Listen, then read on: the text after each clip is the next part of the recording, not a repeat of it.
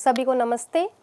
मेरा नाम निशा भारद्वाज, शोधार्थी, योग विज्ञान विभाग, श्री लाल बहादुर शास्त्री राष्ट्रीय संस्कृत विश्वविद्यालय, नई दिल्ली। सीईसी व्याख्यान में आप सभी का स्वागत है। आज का हमारा विषय है एक पृथ्वी एक स्वास्थ्य के लिए योग। इस बार हमारे योग दिवस की थीम भी यही है, एक पृथ्वी एक स्वास्थ्य के लिए योग। 21 जून को हम 11वां अंतर्राष्ट्रीय योग दिवस मनाने जा रहे हैं। आरंभ करते हैं इसको हम योग से। सबसे पहले हम योग के परिचय को जानेंगे। योग का सामान्य अर्थ हम यहाँ जानेंगे, जो है जोड़ अथवा जुड़ाव। इसके अंतर्गत हम कर्ता और कर्म के संबंध में, शरीर और मन के संदर्भ में, मन और आत्मा के संबंध में, आत्मा और परमात्मा के संबंध में जानेंगे। सबसे पहले हम कर्ता और मन के संबंध में जानते हैं। कर्ता क्या है? कर्ता कौन होता है? कर्ता वह होता है जो किसी कार्य को करता है, जिसके द्वारा कोई कार्य संपन्न होता है, वह कर्ता होता है। और कर्म, जिसके द्वारा कोई कार्य किया गया है, जो कार्य किया जा रहा है, वो कर्म होता है। कर्ता और कर्म में घनिष्ठ संबंध होता है। योग द्वारा हम कर्तापन के भाव का त्याग करते हैं। हमें अपने अंदर से कर्तापन के भाव का त्याग करना सीखना चाहिए। मैं कर रहा हूँ, ये भाव हमारे अंदर नहीं आना चाहिए। सिर्फ हमें अपने कर्म को करने पर ध्यान देना चाहिए। उसके अंतर्गत हमें फल की बिल्कुल भी चिंता नहीं करनी चाहिए।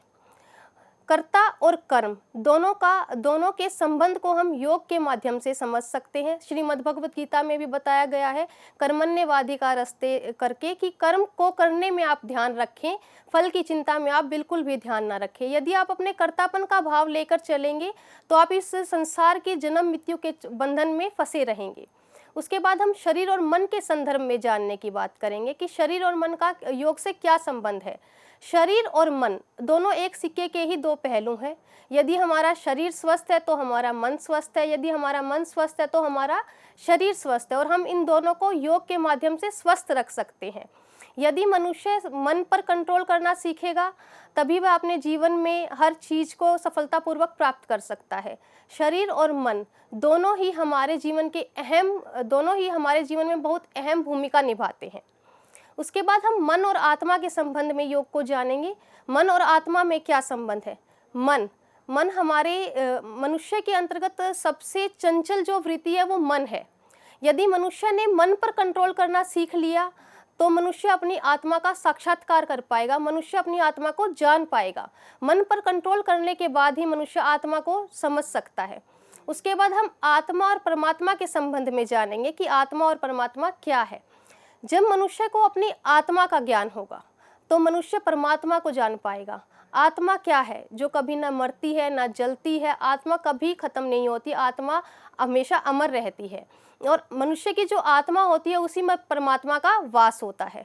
योग के सामान्य अर्थ को हम यहाँ इस प्रकार भी जान सकते हैं कि कर्ता और कर्म के संबंध में हमने जाना कि केवल कर्म करने पर ध्यान रखना चाहिए, फल की चिंता नहीं करनी चाहिए, और कर्तापन के भाव का त्याग कर देना चाहिए कि मैं कर रहा हूँ या मेरे द्वारा कोई कार्य हो रहा है, उसका हमें त्याग कर देना चाहिए।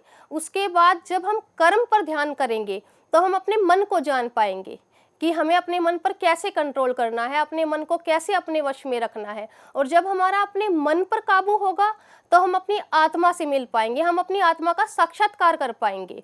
और जब आत्मा का साक्षात्कार होगा तो हमारा परमात्मा से मिलन होगा, हम परमात्मा को जान पाएंगे, परमात्मा को समझ पाएंगे कि परमात्मा क्या है। उसके बाद हम योग की परिभाषाओं के बारे में बात करेंगे कि दैनिक जीवन के आधार पर योग की कौन कौन सी परिभाषाएं हैं।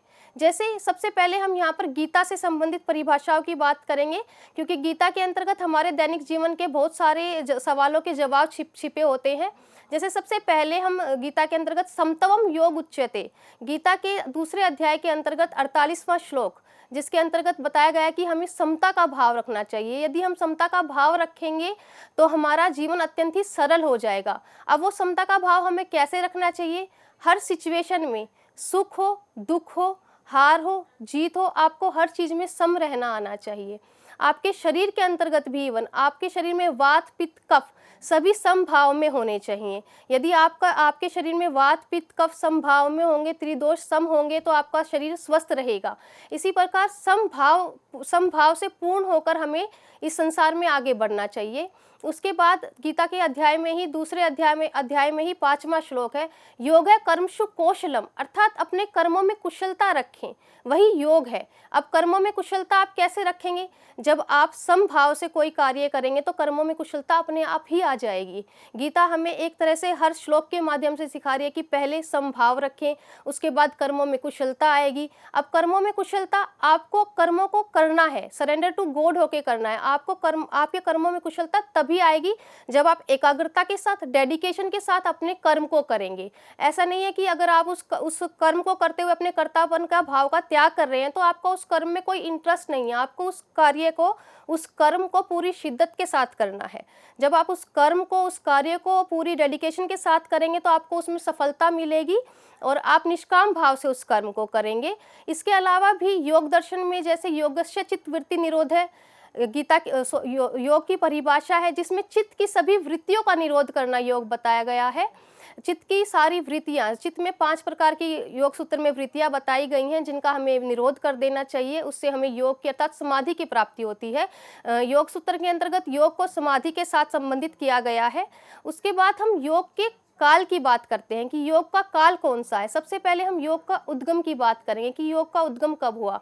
योग का उद्गम जब से मानव सभ्यता का उद्गम हुआ है तभी से हम योग के उद्गम को मानते हैं, तभी से योग को हमने जाना है। कहा भी गया कि सिंधु घाटी की सभ्यता के साथ साथ योग का उद्गम हुआ है। वहाँ पर बहुत सारी मूर्तियाँ हमने देखी है जो योग आसनों में बैठी हुई हैं। वहाँ से हमने योग के उद्गम को जाना है। उसके बाद हम योग के विकास की बात करते हैं। योग का विकास, योग के उद्गम के बाद योग के विकास की बात आती है कि योग का विकास कैसे हुआ है। योग के विकास में सबसे पहले वेदों का काल आता है।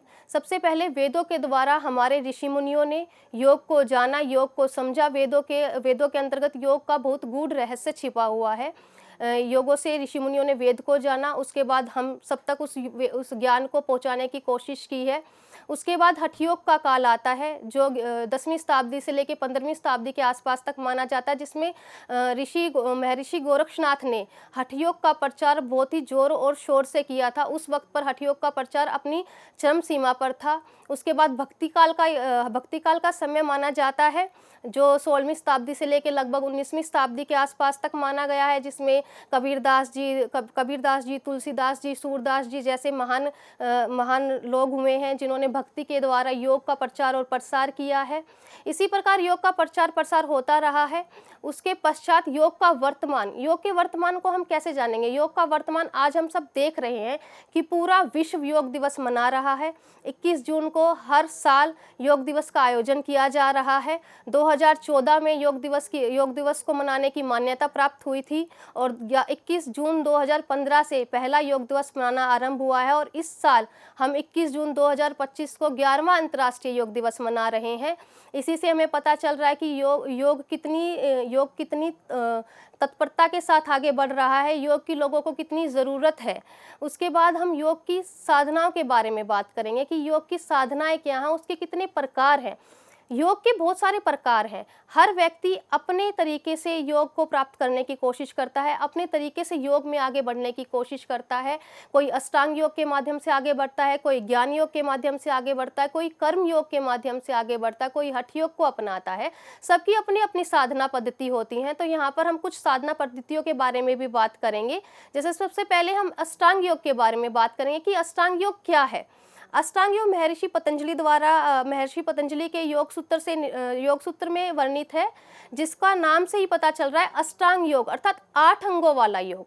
अब वो 8 अंग कौन कौन से हैं? इसके अंतर्गत यम, नियम, आसन, प्राणायाम, प्रत्याहार, धारणा, ध्यान और समाधि, ये 8 अंग आते हैं। इन 8 अंगों के माध्यम से इन 8 अंगों का अभ्यास कर व्यक्ति योग के मार्ग में परिणीत होता है और समाधि तक पहुंचता है। अब यम के अंतर्गत 5 अंग है: अहिंसा, सत्य, अस्तेय, ब्रह्मचर्य और अपरिग्रह। अहिंसा क्या है? मन, वचन तथा कर्म से किसी भी मनुष्य को, किसी भी प्राणी को, किसी भी जीव को किसी भी प्रकार की हानि न पहुंचाना, किसी भी प्रकार की हिंसा न करना ही अहिंसा है। उसके बाद आता है सत्य। सत्य क्या है? आपने किसी बात को जैसा सुना उसे वाणी से बिल्कुल वैसा ही बता देना सत्य है। उसमें आप अपनी तरफ से कुछ भी जोड़ेंगे या घटाएंगे नहीं, वो जैसा है उसे बिल्कुल वैसा ही बोल देना सत्य है। उसके बाद आता है अस्ते। अस्ते क्या है? चोरी न करना अस्ते है। किसी भी इंसान की वस्तु को यदि आप देखते हैं, अगर आपके मन में भी भाव है उस वस्तु को बिना पूछे लेने का, तो वो भी चोरी का भाव है। आपके अंदर चोरी का भाव बिल्कुल भी नहीं होना चाहिए। यदि आपके अंदर चोरी का भाव नहीं होगा तो अपने आप ही आपको सब रत्नों की प्राप्ति हो जाएगी। उसके बाद बात करते हैं ब्रह्मचर्य की। ब्रह्मचर्य क्या है? वेदों का ज्ञान होना, शास्त्रों को पढ़ना और अपने वीर्य का रक्षण करना, ये ब्रह्मचर्य होता है। उसके बाद बात करते हैं अपरिग्रह की। अपरिग्रह क्या है? अपरिग्रह वो है अनावश्यक वस्तुओं को संचित न करना। हमें जितनी ज़रूरत है, जितनी ज़रूरत में हम अपने किसी कार्य को पूर्ण कर सकते हैं, उसे उतनी ही ज़रूरत में पूर्ण कर लेना, वो अपरिग्रह है। आवश्यकता से अधिक वस्तु का संचय हमें बिल्कुल भी नहीं करना चाहिए। उसके बाद आता है नियम। नियम क्या है? नियम व्यक्तिगत विकास का एक व्यक्तिगत विकास की एक धारणा है, जिसके अंतर्गत सोच, संतोष, तप, स्वाध्याय और ईश्वर प्रणिधान आता है। सबसे पहले हम बात करेंगे सोच की, कि सोच क्या है। सोच दो प्रकार से होती है, एक बाह्य सोच और एक आंतरिक सोच। अब बाह्य सोच क्या है? बाह्य सोच होती है जिसमें हमारी शरीर की शुद्धि होती है, जैसे हमारा प्रतिदिन का नहाना हो गया, या हमारे शरीर की जो शुद्धि होती है वो बाह्य सोच के अंतर्गत आती है। उसके बाद आती है आंतरिक सोच। आंतरिक सोच क्या है? आंतरिक सोच के अंतर्गत हमारे मन की शुद्धि होती है, वो हमारी आंतरिक सोच के अंतर्गत आती है। सोच के बाद हम बात करेंगे संतोष की। संतोष क्या होता है? संतुष्ट होना। आपके पास जो है उसमें आप संतुष्ट हो। आप और करने की कामना ज़रूर करें, पर उसको गलत तरीके से ना करें। संतुष्ट होना, जो आपके पास है, जिस सिचुएशन में आप हैं उस सिचुएशन में आप पूर्ण रूप से संतुष्ट हो, जिससे आपको अत्यंत प्रसन्नता प्राप्त होगी। उसके बाद तप। तप क्या होता है? द्वंद्वों को सहना, भूख, प्यास, सर्दी, गर्मी, हर सिचुएशन में आपको हर सिचुएशन के लिए तैयार होना। यदि आप सफल हो रहे हैं तो आप उसमें ज़्यादा खुश ना हो, ज़्यादा इतराएं ना, उसमें आप सम रहें। यदि आप कहीं पर असफल हो रहे हैं तो आप उसमें भी फिर समभाव को अपनाएंगे। यदि आप सफलता पर ज़्यादा इतराएंगे तो आपको दुख होने पर असफल होने पर उस चीज़ का अत्यंत दुख होगा। तो उस चीज़ में सम रहना ही हमें तप द्वारा सिखाया गया है। सोच हो गया हमारा, संतोष हो गया, तप हो गया। अब हम बात करते हैं स्वाध्याय की। स्वाध्याय क्या होता है? स्वयं का अध्ययन करना, जो नाम से ही पता चल रहा है। लेकिन यहाँ पर स्वयं के अध्ययन के साथ साथ हमें वेदों का अध्ययन करना चाहिए, अच्छे ग्रंथों को हमें पढ़ना चाहिए, उपनिषदों को हमें पढ़ना चाहिए। इन सब के माध्यम से हमें स्वाध्याय का ज्ञान होता है। उसके बाद हम बात करते हैं ईश्वर प्रणिधान की। ईश्वर प्रणिधान क्या है? Surrender to God. आप जो कुछ भी कर रहे हैं उसको ये सोच के करें कि आपके सारे कर्म भगवान को आप अर्पित कर रहे हैं, भगवान के चरणों में आप अर्पित कर रहे हैं। ये सोचकर आप अपने सारे कर्म करें, that is surrender to God. और ईश्वर प्रणिधान के एकलौता ईश्वर प्रणिधान ऐसा जिसके माध्यम से आप समाधि को प्राप्त कर सकते हैं। उसके बाद बात करते हैं हम आसन की। आसन क्या है? स्थिर सुखम आसनम, अर्थात स्थिरता के साथ जो आप कर रहे हैं वो आसन है। आसन शरीर को तोड़ना मरोड़ना ये आसन नहीं है। आप जिस भी सिचुएशन में, जिस भी पोजीशन में आप हैं, उसमें आप खुश होने चाहिए, उसमें आप स्थिर होने चाहिए, वो आसन कहलाता है। उसके बाद हम बात करते हैं प्राणायाम की। प्राणायाम हमारे श्वासों की गति का विच्छेद करना, श्वास लेना और श्वास छोड़ना, वो प्राणायाम होता है। इससे हमारा मन एकाग्र होता है। उसके बाद बात करते हैं प्रत्याहार की। प्रत्याहार क्या है? हमारी इंद्रियों को उनके विषयों से विमुख करना, वो प्रत्याहार होता है। विमुख कैसे करेंगे आप अपनी इंद्रियों को? आपकी ज्ञानेंद्रियाँ होती हैं, 5 ज्ञानेंद्रियाँ होती हैं, आँख, नाक, जीभ, त्वचा या मुँह, या आपकी ज्ञानेंद्रियाँ होती हैं। और इन ज्ञानेंद्रियों को आपको क्या करना है? इन ज्ञानेंद्रियों को विमुख करना है आपको, वो आपकी ज्ञानेंद्रियाँ होती हैं। उसके बाद हम बात करते हैं धारणा की। धारणा क्या है? देश बंद चित्तस्य धारणा, अर्थात किसी एक स्थान पर चित्त को लगा कर रखना धारणा कहलाएगा। उसके बाद हम बात करेंगे ध्यान की। जहाँ पर आपने धारणा लगा दी है, जिस स्थान पर आपने धारणा लगा दी है, उसी जगह पर आप उस धारणा को लगातार बनाए रखना ध्यान कहलाएगा। उसके बाद आती है समाधि। समाधि क्या है? जो आपने ध्यान लगाया है, सिर्फ आपको उसी का आभास होगा और किसी चीज़ का आपको ज्ञान नहीं होगा, वो समाधि की अवस्था होती है। उसके बाद हम बात करते हैं ज्ञान योग के बारे में कि ज्ञान योग क्या है। ज्ञान योग के अंतर्गत दो अंग होते हैं, एक बहिरंग और एक अंतरंग। ज्ञान योग के द्वारा हमें यह ज्ञान योग भी योग की ही एक शैली है जिसके माध्यम से लोग समाधि तक पहुंचते हैं। इसके बहिरंग के अंतर्गत आते हैं श्रवण मनन निधि ध्यासन, ये इसके बहिरंग हैं, और इसके अंतरंग के अंतर्गत आता है समाधि। उसके बाद हम बात करते हैं कर्म योग के बारे में कि कर्म योग क्या है। कर्म योग, कर्मों के द्वारा अपने योग तक अपने आप को पहुंचाना कर्म योग कहलाता है। इसके अंतर्गत बहुत प्रकार के कर्म आते हैं, जैसे गीता में बताया गया है कर्म, अकर्म और विक्रम। गीता के अंतर्गत 3 प्रकार के कर्म बताए गए हैं। इसी प्रकार योग सूत्र के अंतर्गत शुक्ल कर्म जो अच्छे कर्म होते हैं वो बताए गए हैं, कृष्ण कर्म जो बुरे कर्म होते हैं जिन्हें हमें नहीं करना चाहिए वो कर्म बताए गए हैं। उसके बाद शुक्ल और कृष्ण कर्म बताए गए हैं जो अच्छे और बुरे का मिक्सचर होते हैं जो हम मनुष्य करते हैं। उसके बाद अशुक्ल अकृष्ण कर्म बताए गए हैं जो कि मतलब पुण्य आत्माएं करती हैं, जो सबको करने चाहिए वो कर्म होते हैं। उसके अलावा भी वेदों में कुछ कर्म बताए गए हैं, जैसे कि क्रियमान कर्म। क्रियमान कर्म वो होते हैं जिनको हम अपने हिसाब से कर सकते हैं, जो आगे होने वाले कर्म होते हैं। उसके अलावा होते हैं प्रारब्ध कर्म। प्रारब्ध कर्म कौन से होते हैं? प्रारब्ध कर्म बहुत जो हम सुख दुख का भोग करते हैं वो हम प्रारब्ध कर्मों के कारण ही करते हैं, और प्रारब्ध कर्मों के कारण ही मनुष्य जन्म और मृत्यु के बंधन में बंधा रहता है। उसके बाद हम बात करते हैं भक्ति योग के बारे में कि भक्ति योग क्या है। भक्ति योग भज सेवायाम धातु में किन प्रत्यय लगाने से भक्ति शब्द बना है, और यह भी योग की एक धारणा है जिसके द्वारा व्यक्ति मोक्ष तक, समाधि तक पहुंचने की कोशिश करता है। इसके अंतर्गत भक्ति योग के अंतर्गत नवधा भक्ति का वर्णन मिलेगा आपको, परा और अपरा भक्ति का वर्णन मिलेगा। नवधा भक्ति के अंतर्गत आपको श्रवण, स्मरण, कीर्तन, दास्यम, पाद सेवनम, साख्यम, अर्चन, वंदम, ऐसे करके नवधा भक्तियों का आपको एक फ्लो, एक चार्ट मिलेगा। 9 प्रकार की भक्तियां वहाँ मिलेंगी। आप किसी भी भक्ति का प्रयोग कर योग मार्ग में परिणीत हो सकते हैं। उसके बाद अपरा भक्ति। अपरा भक्ति क्या होती है? जब मनुष्य मूर्त रूप में अपने कहते हैं ना, अपने ईश्वर को देखता है, मूर्ति के रूप में उसकी पूजा करके जो भक्ति करता है वो अपरा भक्ति होती है। और पराभक्ति भक्ति की असीम सीमा होती है, जिसमें जो भक्त होता है और जो ईश्वर होता है उनके बीच का भेद मिट जाता है। भक्त अपने आप को ईश्वर के बिल्कुल करीब, बिल्कुल समीप पाता है, वो पराभक्ति होती है। उसके बाद हम बात करते हैं हठ योग के बारे में कि हठ योग क्या है। हठ योग जैसे है हकार और ठे ठकार। है हकार जो हमारी पिंगला नाड़ी को रिप्रेजेंट करता है, जो सूर्य नाड़ी को प्रेजेंट करता है, और ठे ठकार जो हमारी ईड़ा नाड़ी को रिप्रेजेंट करता है, जो चंद्र स्वर को रिप्रेजेंट करता है। हकार और ठकार के मेल को ही हठ योग कहा गया है।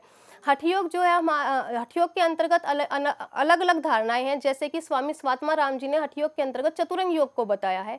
इसी प्रकार महर्षि घेरन ने हठ योग के अंतर्गत सप्तांग योग की धारणा दी गई है। तो हठ योग के माध्यम से भी व्यक्ति समाधि तक पहुंचता है। उसके बाद हम बात करेंगे राजयोग की कि राजयोग क्या है। अब राजयोग पर ना बहुत सारी डिबेट रहती है कि राजयोग क्या है। कोई राजयोग को अष्टांग योग भी कहते हैं, कुछ राजयोग को हठ योग भी कहते हैं। स्वामी विवेकानंद जी को मानने वाले जो लोग हैं, या स्वामी विवेकानंद जी ने जो बताया है अष्टांग योग को ही यहाँ पर उन्होंने राजयोग बताया गया है। लेकिन हमारे स्वामी स्वात्मा राम जी हैं, उन्होंने समाधि को राजयोग बताया है। उसके बाद हम बात करेंगे मंत्र योग के बारे में कि मंत्र योग क्या है। मंत्र योग भी योग की एक धारणा है जिसके अंतर्गत 14 प्रकार के मंत्रों की एक मंत्र बताए गए हैं, जिनके माध्यम से आप समाधि को, योग को प्राप्त कर सकते हैं। मंत्रों के अंतर्गत नित्य मंत्र, नित्य जप, नैमित्तिक जप, काम्य जप, प्रायश्चित जप, निषिद्ध जप, और चल जप, अचल जप, अखंड जप, और उपांशु जप, वाचिक जप, मानसिक जप, इस प्रकार से 14 जपों का वर्णन किया गया है, जिसके अंतर्गत वाचिक जप को बाकी सब जपों से 10 गुना श्रेष्ठ बताया। वाचिक जप वो होता है जब हम बोलकर किसी मंत्र का या किसी चीज़ का हम जाप करते हैं, वो वाचिक जप होता है। उसके बाद उपांशु जप को वाचिक जप से भी 100 गुना श्रेष्ठ बताया गया है। उपांशु जप कौन सा होता है? उपांशु जप वो होता है जिसमें हमारे सिर्फ होठ हिलते हैं, हम किस मंत्र का उच्चारण कर रहे हैं वो सामने वाले को पता नहीं चलता, उसको आपको सिर्फ हमारे होठ हिलते हुए दिखाई देंगे, वो उपांशु जप होता है। उसके बाद मानसिक जप, जो इन जपों से 1000 गुना श्रेष्ठ है और जो सभी जपों में सबसे श्रेष्ठ है। मानसिक जप वो होता है जो हमारे मन में चलता है, जिसको जैसे हम कोई मंत्र का उच्चारण कर रहे हैं तो हम एक स्थान पर बैठकर स्थिर होकर मन ही मन उस मंत्र का उच्चारण करें, वो होता है मानसिक जप और उसे सबसे श्रेष्ठ बताया गया है। उसके बाद हम बात करते हैं लय योग के बारे में कि लय योग क्या है। लय योग को महर्षि स्वामी स्वात्माराम जी ने नादानुसंधान को ही लय योग बताया है और हठ प्रदीपिका के अंतर्गत लय योग के 1.25 करोड़ प्रकार भी बताए गए हैं। उसके अलावा लय योग एक लयबद्ध तरीके से किसी भी आसन के अभ्यास को लगा लो, जैसे आप सबसे पहले सूक्ष्म व्यायाम करते हैं, उसके बाद आप आसन करेंगे, उसके बाद आप प्राणायाम करेंगे, एक तरह से एक लयबद्ध तरीके से आप जिस चीज़ को करेंगे वो लय योग के अंतर्गत आता है। उसके बाद हम अब बात करेंगे स्वास्थ्य के बारे में कि स्वास्थ्य क्या है। स्वास्थ्य की परिभाषाओं के बारे में हम यहाँ बात करेंगे, उनके लक्षण के बारे में हम यहाँ बात करेंगे। आयुर्वेद और विश्व स्वास्थ्य संगठन के अनुसार स्वास्थ्य की क्या परिभाषाएं हैं उनके बारे में हम बात करेंगे। शरीर में रोग का न होना ही स्वास्थ्य नहीं है, बल्कि मनुष्य का शारीरिक, मानसिक व सामाजिक रूप से स्वस्थ होना ही पूर्ण स्वास्थ्य कहलाता है। सबसे पहले हम आयुर्वेद में स्वास्थ्य की परिभाषा को जानेंगे कि आयुर्वेद के अंतर्गत स्वास्थ्य की क्या परिभाषा दी गई है। सबसे पहले सम दोष है, समान अग्निश्चय, सम धातु, मल क्रिय है, प्रश्न आत्मेंद्रिय है मना, स्वास्थ्य है इति भी धीयते। सुश्रुत संहिता के अंतर्गत यह स्वास्थ्य की परिभाषा दी गई है, जिसके अंतर्गत जिस मनुष्य के सभी दोष कौन से होते हैं, वात, पित्त और कफ। अब वात जो होते हैं हमारे शरीर में 80 प्रकार के दोषों को जन्म देता है, पित्त हमारे शरीर में 40 प्रकार के दोषों को जन्म देता है और कफ के द्वारा हमारे शरीर में 20 प्रकार के दोष होते हैं। तो जिस मनुष्य के शरीर में ये तीनों दोष समान हो, जिस मनुष्य की सभी अग्नियां हमारे शरीर में जो हमारी जठर अग्नि होती है वो समान रूप से कार्य करती है। जठर अग्नि हमारे खाने का डाइजेशन करती है एक तरह से।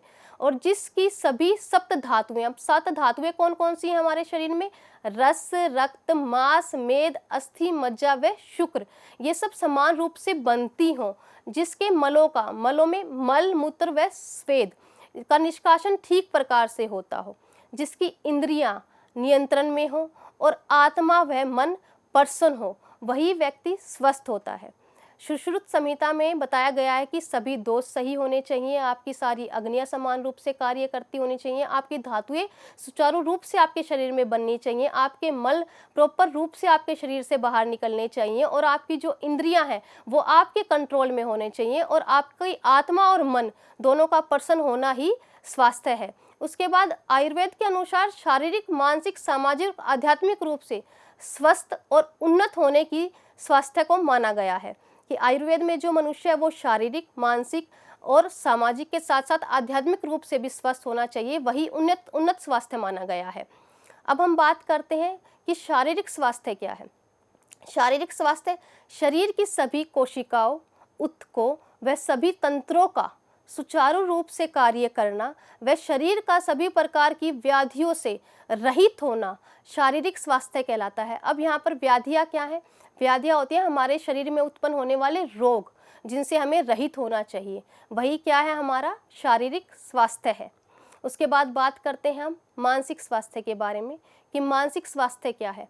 कर्मेंद्रियाँ, ज्ञानेंद्रियाँ व मन का नियंत्रित होना और प्रसन्न होने के साथ साथ सभी प्रकार के मानसिक आवेगों से रहित होना ही मानसिक स्वास्थ्य का प्रतीक है। कर्मेंद्रिया, ज्ञानेंद्रिया और मन। कर्मेंद्रिया हमारी कौन कौन सी है? हाथ, पैर, उपस्थ, गुदा और मुंह, ये 5 हमारी कर्मेंद्रिया होती हैं और इसी प्रकार 5 हमारी ज्ञानेंद्रिया और 1 हमारा होता है मन। इन सब का नियंत्रित होना मतलब हमारे कंट्रोल में होना बहुत ज़रूरी है और उनका प्रसन्न होने के साथ साथ शरीर में किसी भी प्रकार का मेंटली कोई भी आवेग नहीं होना चाहिए, वो मानसिक स्वास्थ्य है। उसके बाद हम बात करते हैं सामाजिक स्वास्थ्य की कि सामाजिक स्वास्थ्य क्या है। मनुष्य का शारीरिक व मानसिक रूप से स्वस्थ होने के साथ साथ उसके अंतर्गत करुणा और नैतिक मूल्यों से परिपूर्ण होना ही सामाजिक स्वास्थ्य का आधार है। मनुष्य शारीरिक और मानसिक रूप से तो स्वस्थ हो गया, लेकिन यदि उसे सामाजिक स्वास्थ्य पूर्ण रूप से नहीं मिलेगा तो वह शारीरिक और मानसिक रूप से दोबारा अस्वस्थ हो सकता है। तो हमारा सामाजिक स्वास्थ्य भी सुचारू रूप से काम करना और हमारे आसपास का समाज का सुचारू रूप से सही होना बहुत ज़रूरी है।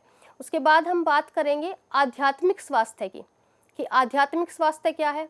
अपने वास्तविक स्वरूप में स्थित हो जाने को ही आध्यात्म कहते हैं। अतः सभी प्रकार के कलेश, द्वंद्व, विघ्नों व सैभुवों से रहित होना ही आध्यात्मिक स्वास्थ्य कहलाता है। सबसे पहले हम आध्यात्मिक स्वास्थ्य के बारे में बात कर रहे हैं तो हम ये जानेंगे कि आध्यात्म क्या है। आध्यात्म वो होता है जब मनुष्य का जो सहज व्यवहार है, मनुष्य का जो मनुष्य व्यवहार कर रहा है, सहज रूप से जो मनुष्य व्यवहार कर रहा है, वो मनुष्य के आध्यात्मिक स्वास्थ्य के अंतर्गत आता है। और उसके अंतर्गत मनुष्य के अंतर्गत जो सभी क्लेश है, द्वंद्व है, विघ्न है, सैभूव है, उन सब से उसे रहित होना बहुत ज़रूरी है। तो इस व्याख्यान के अंतर्गत हमने बात की है योग के बारे में। योग के अर्थ को हमने जाना है, यहाँ योग की परिभाषाओं को हमने यहाँ पे जाना है। उसके बाद हमने बात की है योग में, योग का जो उद्गम हुआ, योग का विकास हुआ, वर्तमान कैसे है योग का, उसको हमने जाना। योग की साधनाओं को हमने यहाँ जाना है कि किन किन मार्गों को अपनाकर आप योग में समाधि की तरफ चल सकते हैं। उसके बाद हमने स्वास्थ्य की यहाँ बात की है कि स्वास्थ्य क्या है। WHO के अनुसार हमने यहाँ पे स्वास्थ्य की परिभाषा को जानने की कोशिश की है। आयुर्वेद के अनुसार स्वास्थ्य की परिभाषा को हमने यहाँ जाना है। और स्वास्थ्य में शारीरिक स्वास्थ्य, मानसिक स्वास्थ्य और सामाजिक स्वास्थ्य को हमने यहाँ जानने की पूरी कोशिश की है। धन्यवाद।